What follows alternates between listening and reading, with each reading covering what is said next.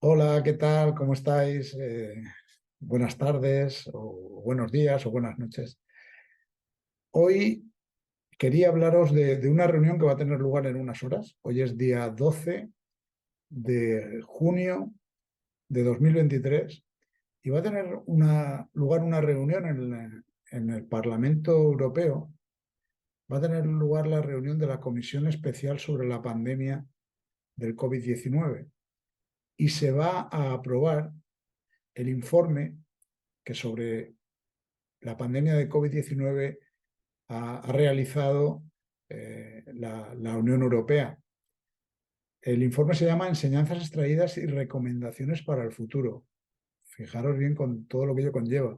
La ponente va a ser una eurodiputada del PP, para los que piensen que el PP pues, es diferente al PSOE bueno, o incluso que Vox o Podemos pueden ser diferentes a PSOE y PP. Solo decir que en la votación para aprobar el, el pasaporte COVID, hubieron tres eurodiputados de Vox que votaron a favor. Ahí lo dejamos, simplemente para los que piensen que no están todos en el mismo barco. Los están y bueno, aquí se venden de manera diferente. Pero centrémonos en este proyecto que se va a votar hoy, que es significativo porque ¿de qué se habla en ese informe? Pues aparte de dar mucha coba y mucho pábulo a lo bien que lo hicieron, aunque sí que es verdad que recalcan algunas situaciones que no fueron afortunadas, no son las que tú y yo desearíamos. Se refiere casi más a que hubo mucho desajuste en algunos países sobre cómo aplicar medidas de contención y de control de la situación vírica. Lo primero que yo digo, bueno, voy a ver de qué manera hablo. Tiene muchos apartados y no voy a tocar todos, por supuesto.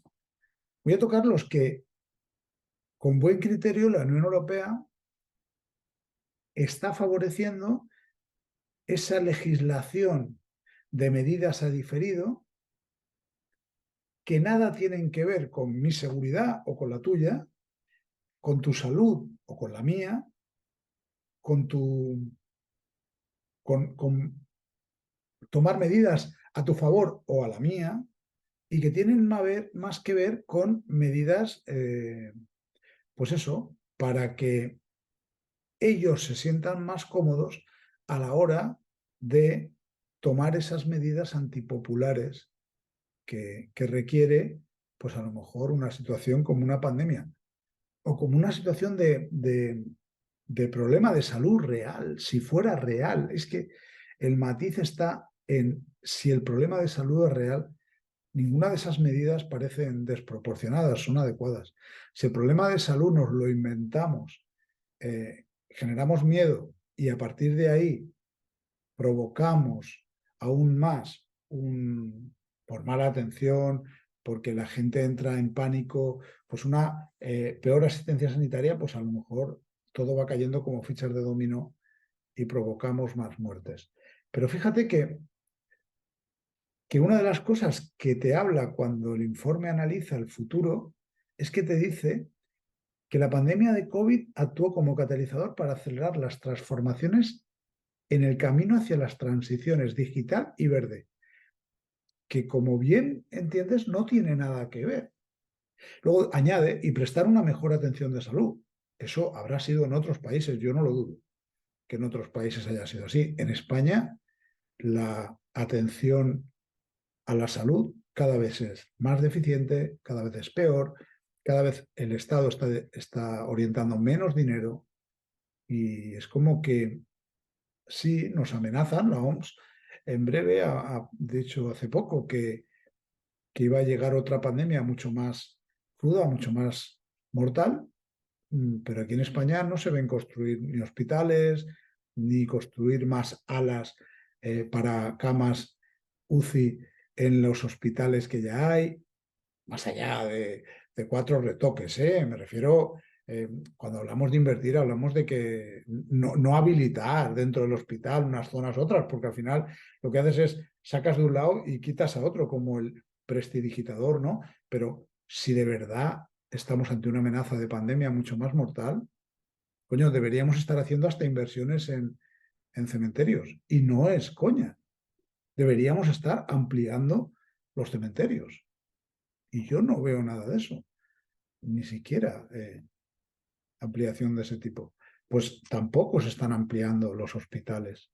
No veo en la zona donde yo vivo que el hospital al que yo voy haya construido una ala nueva con cientos de camas para albergar esa hipotética pandemia. Sí, te las quitan de un ala y entonces convierten ese ala en la pandemia determinada, pero claro, dejas de atender a los que estaban en esa ala. Traumatología, cardio... Claro, dejas de atenderlo porque esa ala ya no existe. Entonces, más allá de eso, yo no veo inversiones. Pero fijaros bien, ha acelerado las transformaciones en el camino hacia la transición digital y verde. Es increíble cómo algo que no tiene nada que ver, luego se usa para eso. Cuando nos analicen desde arriba con la perspectiva de 100 años, quizá no vamos a ser tan bien enjuiciados como alguna gente piensa. Luego sigue en este informe pidiendo a la Unión Europea que siga avanzando hacia la creación de una Unión Europea de Salud, que aporte un verdadero valor añadido a la gobernanza sanitaria de los Estados miembros. Gobernanza sanitaria de los Estados miembros. Y que actúe en ámbitos que no pueden cubrir por sí solos los Estados miembros. A mí ese párrafo me genera inquietud. ¿Por qué? Pues porque, como decía al principio, no van a hacerlo por tu seguridad, por tu salud. No. Van a hacerlo para mejorar su capacidad de controlarte. Cuando hablan de gobernanza sanitaria de los Estados miembros, o sea, que haya una verdadera Unión Europea que aporte un verdadero valor añadido a la gobernanza sanitaria de los Estados miembros, no están hablando de que tú te sientas más saludable, más seguro. Están hablando de que ellos sean capaces, seguramente, y esto ya es una hipótesis mía, de saltarse las legislaciones de cada Estado. Por eso habla de una verdadera Unión Europea, una creación de una Unión Europea de Salud que aporte un verdadero valor añadido a la gobernanza. Claro, que se salten las constituciones, que se salten los sistemas de derecho de cada país y que la Unión Europea decida. Quizá ahí está el acuerdo que está firmando la Unión Europea, ni siquiera ya los estados, directamente la Unión Europea con la OMS, y que se sustanciará en 2024 con el Tratado sobre Pandemias y Salud, que te lo van a vender como que es, vamos, lo mejor para ti, pero que ya lo leeremos y ya os haremos algún tipo de vídeo donde expliquemos un poco por dónde van los tiros, pero ya os lo digo yo, pues los tiros van a ir con que las decisiones no las va a tomar el Estado, las va a tomar la OMS, en connivencia con la Unión Europea, saltándose las legislaciones de los Estados, y eso se va a aprobar hoy, día 12 de junio de 2023, con ese parrafito que van a aprobar en el informe, que el informe es enseñanzas extraídas y recomendaciones por la pandemia COVID-19 y recomendaciones para el futuro. Bueno, pues las recomendaciones ya las estás viendo. Pide a la Unión Europea que siga avanzando hacia la creación de una Unión Europea de Salud que aporte un verdadero valor añadido a la gobernanza sanitaria de los Estados miembros y que actúe en ámbitos que no puedan cubrir por sí solos los Estados miembros. Bueno, se felicita también por la creación de la Autoridad de Preparación y Respuesta ante Emergencias Sanitarias, la ERA, que no la tengo muy bien cogida, pero fíjate, al mismo que se felicita por la creación, subraya también en el informe que el Parlamento debería haber participado en la formulación del mandato de la ERA y que debería poseer competencias en materia de control y capacidad de supervisar a esta autoridad. Resulta que hemos creado algo que el Parlamento de la Unión Europea, que es lo más parecido a lo que nosotros votamos, no tiene capacidad de control. No tiene competencias en materia de control ni capacidad para supervisar. O sea, fijaros hasta qué punto las cosas a veces se hacen. Sí, crearemos otra OMS con financiación privada que decide y que dirija nuestras cosas, ¿no? Luego habla de una cosa que para mí ha sido muy increíble, porque habla de una cosa que se llama la sanidad digital puesta en común de datos y lo denominan la sanidad digital. Y ahí yo creo que está hablando del pasaporte COVID o pasaporte de salud. Ni que decir tiene para qué sirvió el pasaporte de salud en la época de los nazis. Claro, quizá si nosotros lo vemos como que nosotros somos los nazis, pues quizá no nos genere hoy por hoy cierta inquietud. Pero si mañana te obligan a tomarte una medicación o a ponerte algún tipo de vacuna o a entrar en algún tipo de tratamiento experimental obligatorio sin que tú quieras, quizá con esa sanidad digital, con esa puesta en común de datos, quedes totalmente marcado en toda la Unión Europea y o no te puedas mover o no te puedas desplazar o no puedas encontrar trabajo. Yo veo muchas más cosas porque, entre otras cosas, pienso que siempre se legisla en contra de nosotros, nunca a favor. Cuando algo nos favorece, simplemente ha sido el daño colateral que que nos provoca esa legislación. Realmente lo veo así. Fíjate que un poquito más abajo te habla de la necesidad de proteger los sistemas financieros. ¿Y con eso qué nos está diciendo este informe de la Unión Europea? Pues que más pronto que tarde nos van a meter el euro y el dólar digital, aquí el euro. Y cuando nos metan la moneda digital de manera obligatoria, vamos a tener mucha capacidad, muy poca capacidad de saltarnos ese control que ellos quieren tener.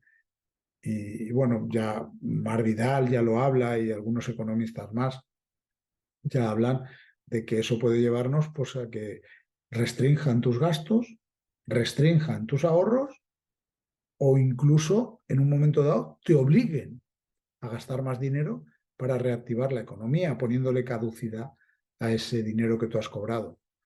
Si te dicen, sí, tú has cobrado 1.000 euros y tiene una fecha de caducidad ese euro digital de 3 meses, pues en 3 meses te lo tienes que gastar y así incentivan la economía. Bueno, o en un momento dado te coartan, te dicen, mira, usted se puede gastar un máximo de tanto dinero al mes en estos conceptos. Y en el momento que lo pases, pues que decidan que no lo haces. Yo ahí en esa necesidad de proteger los sistemas financieros veo encubierto la creación del euro digital con todo lo que conlleva de negativo que yo veo, ¿eh? Y no tengo nada que esconder. Cobro una nómina y de esa vivo, pero prefiero que lo que gasto y ahorro me lo controlo yo, que ya tengo 54 años y que ya me creo capacitado para ello. Luego, añade un concepto también. Aquí, fijaros en esto, la salud humana, vegetal y animal se debe abordar como una salud única. Lo que ellos llaman la única salud, salud única. Eso, uf, eh, luego a mí me da miedo el abordaje que le puedan dar a eso si la salud humana la catalogan igual que la salud vegetal, la incluyen dentro del mismo paquete y la salud animal y a partir de ahí, de ese cóctel empiezan a legislar. A mí personalmente me asusta. Trataré de vivirlo de la mejor manera, pero yo en manos de esa gente no dejaría unas legislaciones así. No, para mí no son de fiar porque no lo hacen nunca a favor de nuestros intereses. Bueno, y luego continúa en su informe y habla de la lucha contra la desinformación acerca del tema de creación de una ley europea de libertad de medios de comunicación. Y y también insta a los países miembros a invertir en ese tema. Yo eso solo lo puedo entender y quizá por eso el gobierno español elevó de 9 millones de euros anuales a 50 millones, a 150 millones su inversión en publicidad institucional. Creo que ha aumentado a 200 y pico este año. Solo lo puedo entender por ahí, o sea, insta a los países miembros a invertir en ese tema de una ley europea de libertad de medios de comunicación. Si para ellos la libertad de medios de comunicación es que digan lo mismo que ellos pregonan y la versión oficial, pues lo están consiguiendo, la verdad que sí, ¿eh? Hay muy poquitos disidentes. Quizá tenga que ver, por lo menos en España, que el gobierno ha elevado de 9 millones de euros la publicidad institucional que había en 2018-2019 a 150, 200 y pico millones de euros al año que hay en publicidad institucional ahora. Claro, la publicidad institucional, todo eso va a medios de comunicación, la gran mayoría. Bueno, pues quizá esa ley europea de libertad de medios de comunicación lo que te está diciendo y lo que te está mostrando es que lo que quieren es tener controlados a todos los medios de comunicación para que haya solo una única verdad y a partir de ahí ellos puedan legislar cómodamente y no a tu favor. Luego también analiza los procesos de control. Dice que tiene que haber procesos de control consolidados para garantizar la libertad de los ciudadanos. Bien, pero al mismo tiempo defiende el uso del pasaporte COVID y su aplicación. Con lo cual te quedas un poco como en controversia, ¿no? Si quieres procesos de control consolidados para garantizar la libertad de los ciudadanos, no puedes estar hablando y defendiendo el uso del pasaporte COVID. El pasaporte de salud. No, vamos a quitarle el tema COVID porque el tema COVID ya hemos salido de ahí. Y parece que la próxima pandemia no se va a llamar así, se va a llamar de otra manera. Hablemos de pasaporte de salud. No, no podemos estar garantizando la libertad de los ciudadanos y al mismo tiempo defendiendo el uso de un pasaporte de salud. Es contraindicado, no tiene mucho sentido. Y luego fijaros cómo aprovechan que el Pisuerga pasa por Valladolid, como se suele decir en castellano, y en el apartado de mujeres pide que se redoblen los esfuerzos para integrar la perspectiva de género en las políticas de la Unión. Yo entiendo que el COVID-19 ha incluido a mujeres, a hombres, a niños, a ancianos. Bueno, pues tiene un apartado donde se pide, no se pide que mejoren la asistencia sanitaria a mujeres o a hombres o a ancianos, que a lo mejor también, pero que redoblen los esfuerzos para integrar la perspectiva de género en las políticas de la Unión. Pues bueno, me parece muy bien, pero creo que no tiene sentido en este informe que va sobre el COVID-19, ¿no? Y cómo hemos vivido y cosas que hay que hacer para el futuro para combatir posibles pandemias. No creo que tenga mucho que ver. Y luego ya donde le pone la guinda, bueno, tiene muchas guindas, pero donde yo he querido coger esa guinda es que acoge con satisfacción que la Unión Europea y la OMS hayan cooperado y sigan haciéndolo estrechamente en todos los aspectos de las respuestas a la pandemia y abogan por una cooperación internacional más sólida, coordinada y que adopte una visión a largo plazo y con un papel más destacado de la OMS. Te está invitando en este párrafo, que es el que resume todo el informe, te está invitando a que, pues en un futuro no muy lejano, porque ya te lo están diciendo, está fechado para el 2024, ese tratado llamado de pandemias, entre comillas, pues que la OMS va a tomar el poder de las decisiones en materia de salud. Y hay que recordar, si has llegado hasta aquí es porque te interesa, hay que recordar que la OMS es una organización privada, que sí, que tiene entre sus financiadores están los estados, en menor medida, hay que reconocerlo, cada vez en menor medida. El único estado que aporta muchísimo dinero, pero que también tiene una cuota de aportación muy alta, pero que deja de pagarla, ¿vale? Y ya hay fundaciones privadas que ya han superado esa cuota de participación, es Estados Unidos.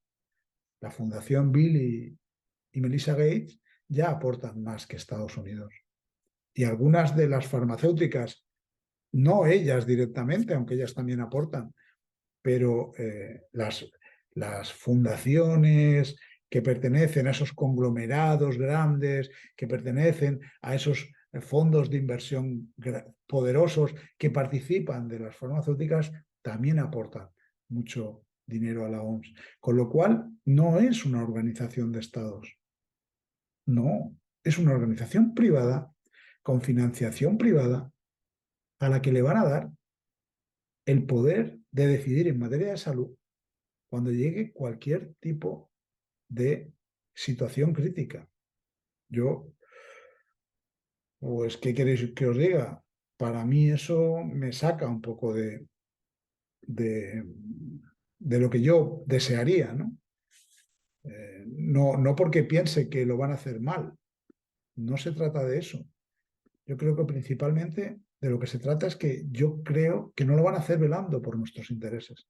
Van a haber intereses de sus financiadores que van a estar por encima de los nuestros. Y eso sí que me preocupa mucho más. Y me gustaría que la gente fuera capaz de verlo y de transmitirle esa preocupación. Pues eso, todas esas y muchas más, se van a votar hoy entre las 7 y las 9, hoy día 12 de junio de 2023, entre las 7 y las 9 en el Parlamento Europeo, bajo el informe sobre la pandemia de COVID-19, enseñanzas extraídas y recomendaciones para el futuro. Y la ponente, Dolors Montserrat, eurodiputada del PP, para que, bueno, todo el mundo sepa cuando vota un partido, vota otro, que sepa que cuando participas de un sistema corrupto, cuando eres partícipe y en unas elecciones generales lo eres, de un sistema corrupto, nunca vas a ser parte de la solución. Le pasó al Partido Socialista Obrero Español en el momento que en la transición alcanza el poder y se ve obligado por la Unión Europea a cumplir una serie de requisitos, entre los que estaba cerrar los altos hornos de Sagunto, entre los que estaba vender las frutas y hortalizas españolas a cambio y en favor de las francesas. Cuando vende todo eso, el Partido Socialista Obrero Español entró a formar parte del sistema. Le ha pasado a Podemos. En el momento que ha entrado en el gobierno de la nación, pues se ha diluido todas esas quejas que ponía y todas esas promesas que ejercía. Le ha pasado. Ley Mordaza sigue en vigor y la reforma laboral del señor Rajoy solo se ha, bueno, matizado algunos puntos, pero la gran mayoría no. El 100% de la reforma laboral que aprobó Yolanda Díaz viene dictada de Bruselas. Y por ella, el gobierno español recibía 10.000 millones de euros de los fondos Next Generation. Ese dinero vino para coaccionar al gobierno español para firmar esa reforma laboral. Y se nos vendió como muy progresista. Yolanda Díaz ya es parte del sistema corrupto. Que no te engañan. Pueden cambiar de siglas, pueden apartar a Irene Montero, pueden jubilar a Pablo Iglesias, que no te engañen. Es parte del sistema. Y Vox, que es el otro que parece que viene a salvarnos, pues bueno, en las votaciones de la Unión Europea ya se está retratando. Cuando allí tiene que votar a favor de cosas de la Agenda 2030, no se le caen los anillos y vota a favor de la Agenda 2030 en todo lo que hay que hacer. Y aquí aún no ha cogido poder, pero lo cogerá. En las próximas elecciones seguramente saldrá con el PP. El PP le ofrecerá al PSOE algún tipo de pacto de no agresión. El PSOE no lo aceptará, escenificarán la movida porque a uno le interesa y al otro también. Y acabará pactando con Vox o haciendo un concilio como aquí el pacto del Botanic, que aquí se llamaba en Valencia, entre el PSOE y Podemos, o Compromís, o Sumar, o como se llamaban, y hará un pacto de ese tipo, y el PP pactará con Vox. Bueno, y Vox en el gobierno veremos qué hace, pero no os penséis que va a salirse del sistema, porque es parte del sistema. No puedes cambiar un sistema corrupto entrando en el sistema corrupto. Te conviertes en parte. Ya no eres parte de la solución, eres parte del sistema corrupto. Y tenemos que entenderlo. Si no lo entendemos, pues seguiremos yendo a votar a gente que nos ilusiona y a partir de ahí, pues volveremos a la desilusión, volveremos a caer en el desánimo, volveremos a defender lo indefendible solo porque son los nuestros y volveremos a profundizar en esa indefensión aprendida de que no podemos cambiar nada. Pero claro, es que no lo podemos cambiar del sistema. Está tan corrupto el sistema que desde él no podemos hacer cambios. Los cambios salen desde otro sitio, desde fuera del sistema. Bueno, hasta aquí el audio-vídeo de hoy. Creo que me ha alargado muchísimo, pero bueno, desde el cariño. Espero que haya llegado. Si escucháis esto antes, estar pendiente de lo que dicen mañana, día 13 de junio, las noticias sobre esa reunión y sobre la aprobación de ese informe. Y si no dicen nada, pues pensar por qué no dicen nada. Y si dicen, estar atento de lo que dicen. Yo intuyo que no van a decir nada. Pasará sin pena ni gloria, solo en los medios, mejor dicho, solo las personas que estamos un poco pendientes de eso recogeremos esa información y las trasladaremos, pero en los medios grandes no van a decir nada porque no les interesa hacer saltar la liebre ni que tú puedas en un momento dado agitarte por pensar que están aprobando leyes que te pueden perjudicar. Siempre ese tipo de leyes las aprobarán a diferido, a 10 años vista, 5 años vista, 15, igual 30. Cuando te dicen en el 2050 prohibiremos el uso de gasolinas o de bueno, tú dices, aquí al 2050. Pero claro, alguien va a estar en el 2050. Tu hija, tu nieto estará ahí y se comerá ese marrón. Y son marrones que no van a ser agradables de digerir. Bueno, hasta aquí llegamos. Muchísimas gracias. Se ha llegado hasta aquí. Es un enorme honor que escuches toda mi charla. Y nada, un besazo enorme, un súper abrazo y todo mi cariño.